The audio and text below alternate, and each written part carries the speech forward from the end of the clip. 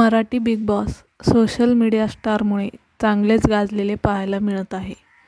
धनंजय पोवार, अंकिता वालवणकर, सूरज चव्हाण या सेलिब्रिटींनी बिग बॉसच्या घरात खरे मनोरंजन केले, अशी प्रतिक्रिया प्रेक्षक देत आहेत.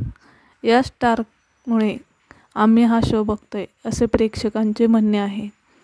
त्यामुळे या सीझनला मोठी लोकप्रियता मिळताना दिसत आहे. दरम्यान मला बिग बॉसचा शो समजला नाही, इथं काय करायचं असतं, अशा गोंधळात सूरज वावरताना पाहायला मिळाला. परवानगी नसतानाही निक्की तांबोळी बेडवर बसली म्हणून सूरज वर्षा उसगावकर यांच्याजवळ ही तक्रार करू लागला. पण यामुळे सूरजला निक्कीचा ओरडा खावा लागला. आधीच गोंधळात असलेला सूरज निक्कीच्या वागण्यामुळे अधिकच वितरलेला दिसला. तेव्हा बिग बॉसने सूरजचे बळ वाढवण्याचा प्रयत्न केला. बिग बॉसच्या सहानुभूतीनंतर सूरज गुलगत बसून त्यांच्या स्टाईलमध्ये प्रेक्षकासमोर आला. तेव्हा त्याच्या साधेपणाने सगळ्यांनीच कौतुक केले.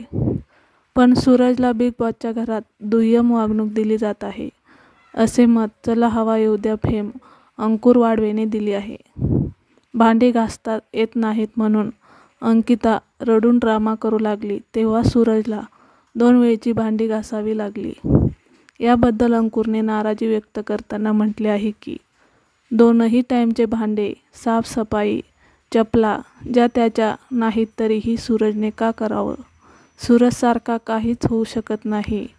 जे समाजावेगळे दिसतात, वागतात, बोलतात, अशा सगळ्यांना बोलणारे 90% तो या शोमध्ये या सगळ्यांचाच प्रतिनिधित्व करतोय. तरीही सगळ्यांना आपला गेम खेळायचा आहे, पण तो सगळं बघून घाबरलाय.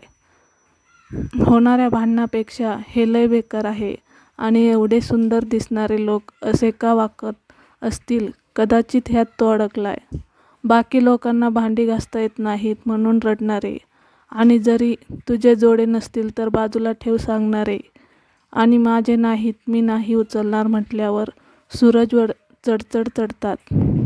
बाकी जातीवाद, वर्णवाद आणि वर्गवाद यावर मी बोलू शकत नाही, एवढी माझी समज.